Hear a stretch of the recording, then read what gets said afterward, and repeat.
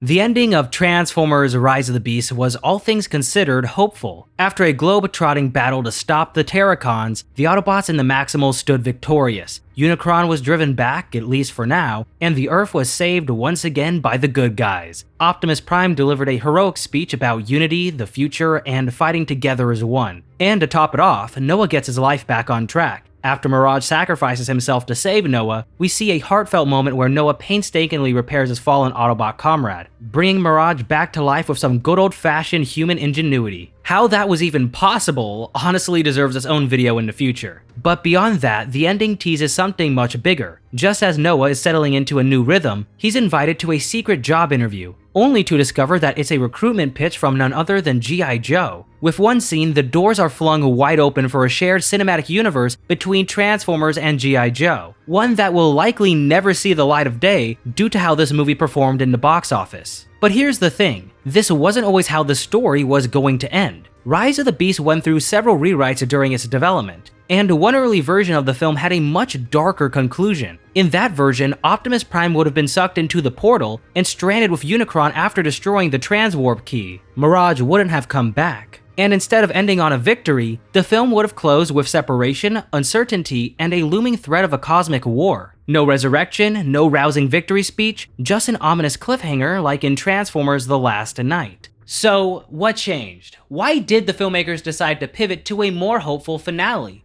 Well, let's find out. Dr. Prime, I can give you everything you want.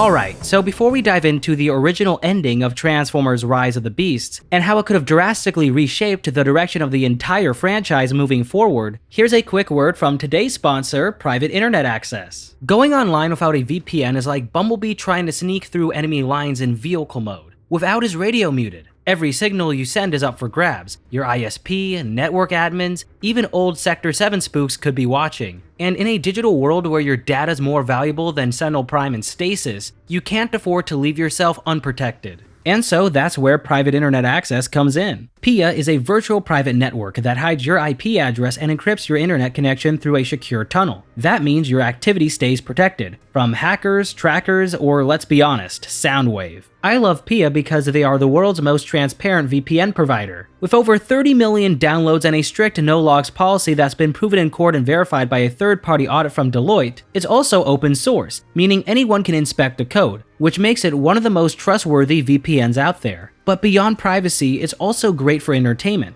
Whether you want to stream geo-blocked content like watching Transformers Rise of the Beasts, which is not available on Netflix in Europe but is in the United States, just switch your virtual location with PIA and you're good to go. It even supports P2P file sharing, which most VPNs don't. It works on Windows, macOS, Android, Linux, iOS, and more, and one subscription covers an unlimited number of devices. Right now, if you use my link in the description, you can get an exclusive deal, 83% off. That's just $2.03 a month. Plus, you'll get 4 extra months completely free. It's totally risk-free with a 30-day money-back guarantee and 24/7 customer support. So if you want to protect your data from Decepticons or just from your ISP, check out Private Internet Access using the link below. Alright, so now that your online data is safe from Decepticons, let's talk about a timeline where the Autobots weren't so lucky. As we saw in the film during the final battle, Optimus Prime squares off against Scourge while the rest of the team tries to shut down the transwarp key before Unicron can break through. Optimus eventually gains the upper hand, decapitating Scourge and reclaiming the Autobot insignia he had taken from Bumblebee earlier in the movie. But before going down, Scourge manages to destroy the control panel to the transwarp drive, cutting off the team's chance to shut the portal down remotely. With no other options left, Optimus makes the call to destroy the key himself. He tells the Autobots to fall back, gives Bumblebee his insignia, and braces for the worst. Unicron tries to manipulate Prime into sparing the key, but Optimus doesn't flinch, and instead he smashes it, triggering an explosion that begins to collapse the entire platform and suck everything into the transwarp vortex. Optimus is nearly pulled in, but just before he's lost, Noah grabs a hold of him thanks to Mirage's exosuit and refuses to let go. And right when it seems like they might both be doomed, Optimus Primal shows up, launching them both to safety in one of the most heroic saves in the film. However, a darker, different set of events was originally intended to play out. You see, in the original ending, Noah followed Prime's orders and did not come back for him. And as Optimus gets sucked in, there's nobody to give him a last-minute save. And so he gets pulled into the transwarp vortex, reappearing on the other side of space face-to-face with Unicron. Now, thanks to the film's special features, we actually have footage of this alternate ending. In it, we see Optimus drifting alone in space, slowly approaching Unicron's massive face. And just as he reaches it, Unicron's eyes open up and he says, "Prime."